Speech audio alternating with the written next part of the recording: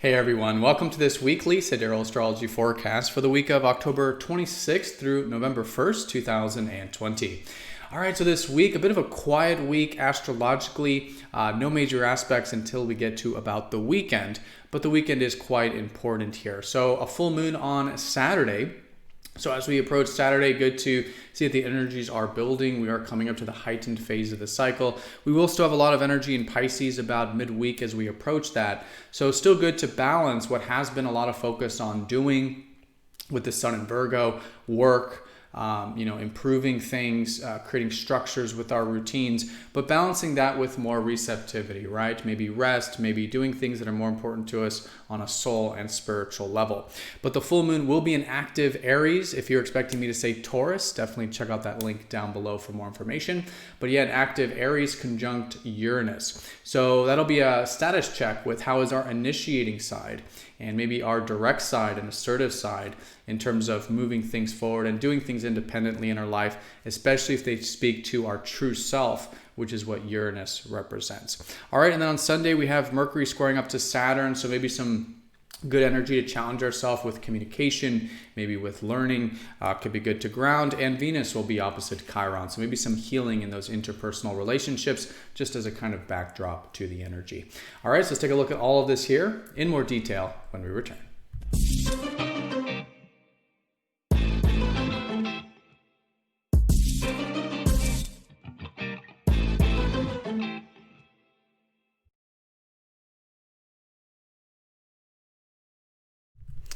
All right, so let's take a look at the sky here for this week. We're going to look at each day of the week, starting with Monday. And again, we are using the visible sky, which is very different from mainstream astrology, and the signs do change. So for example, I did just say we have this full moon coming up in Aries, but a lot of you maybe were expecting me to say Taurus if you're into the mainstream system. So we're basically using the actual size of the constellations. And if you do want more information on this system called True Sidereal, definitely check out that link down below for more information.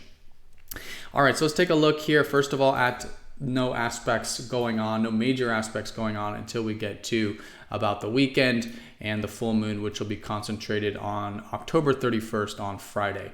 So this is going to place more of an emphasis on the sun and moon during most of the week here. And in this case, let's go and do a recap of where we got the sun. So the sun is in Virgo, which is all about improvement. It's been a very long transit since it's a very large constellation. It's been almost the past couple months now.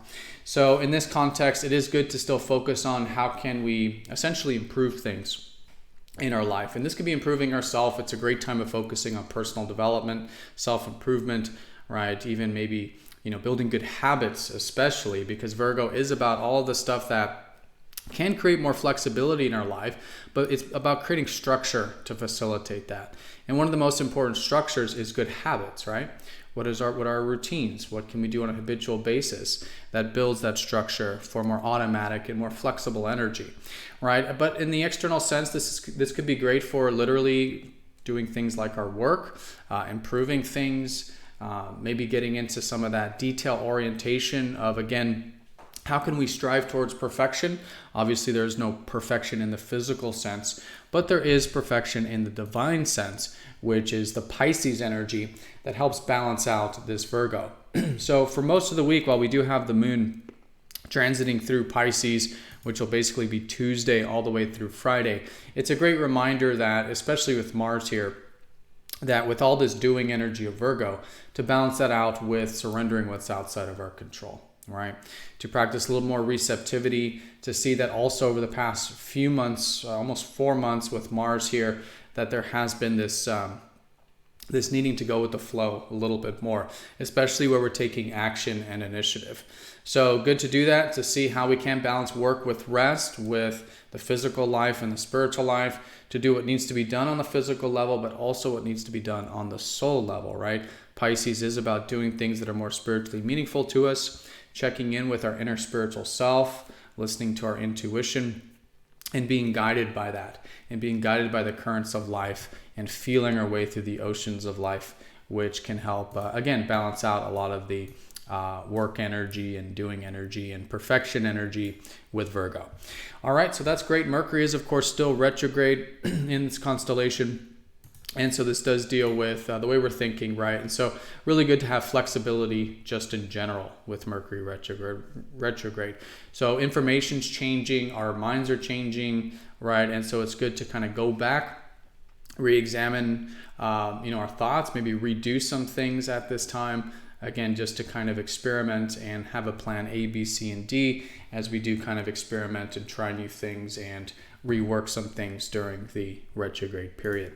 So Venus has recently entered Virgo as well, which is what we're enjoying and valuing. So a lot of this energy can come through in our relationships in terms of improving maybe together in our relationships, right? Focusing on how we can do maybe personal development, maybe connecting with relationships at work where we come together for a solution or to fix something, right? This could be a great way of working with Venus. Venus is debilitated here, so it is good to bring that extra conscious intention and awareness if there is a side of ourselves that does want to get too perfectionistic with relationships or try to fix the other person or something like that, right? So good to be mindful of that, but to channel this into improvement together in terms of shared values about this Virgo energy.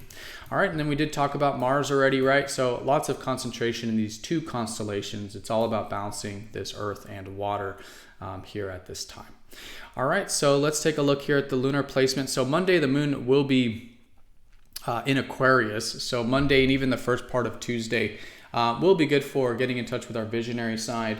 Could be good to look to the future and maybe see how we can induce some change for our own future aspirations, but also maybe even the world.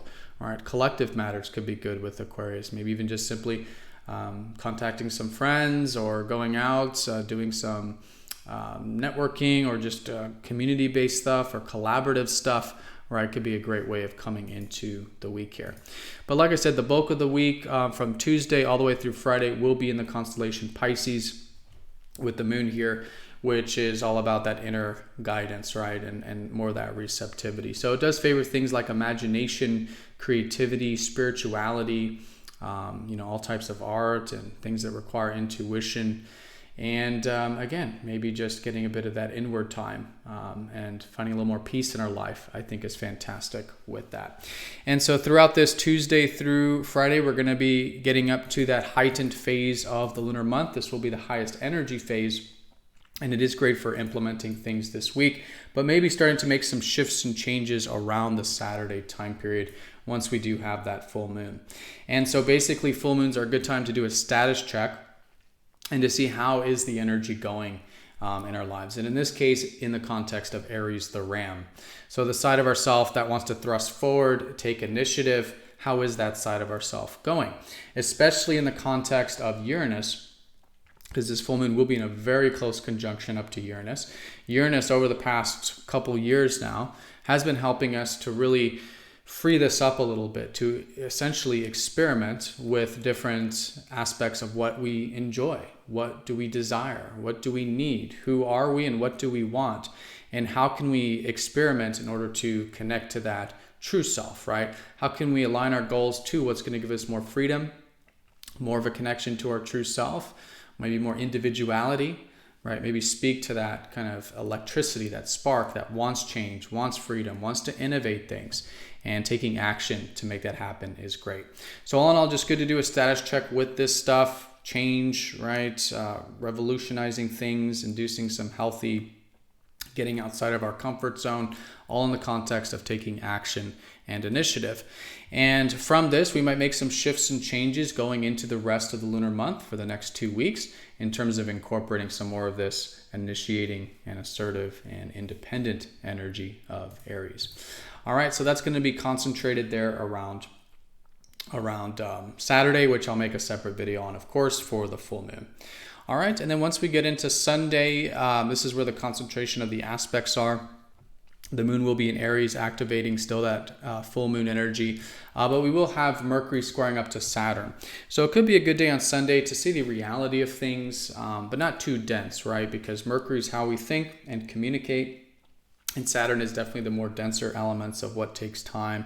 In its best expression, it's what takes time. How can we incorporate some discipline with some of these things? But we do want to make sure it doesn't become too limiting or too self-restrictive. So a great way of working with this is to channel our communication or our mind or our learning into constructive things that can challenge us, right? Things that we can build, we can put in some discipline into, right? Maybe even some perseverance into. And in this way, super, super constructive, right? Great day for maybe productive things, maybe just learning in general. Again, with Mercury retrograde, give it some flexibility, experimentation kind of energy with that square to Saturn. But nonetheless, yeah, putting in that kind of more denser, grounded, patient, persevering energy into either communications or learning or writing or picking up that book, whatever it is that involves that mental or communicative energy. All right, and then as a backdrop to that, Venus will be opposite up to Chiron. So nothing major with this, but again, it does symbolize that balance between Virgo and Pisces, where both of these constellations, both of these planets are. And in this sense, maybe in relationships, there could be something that could be quite healing.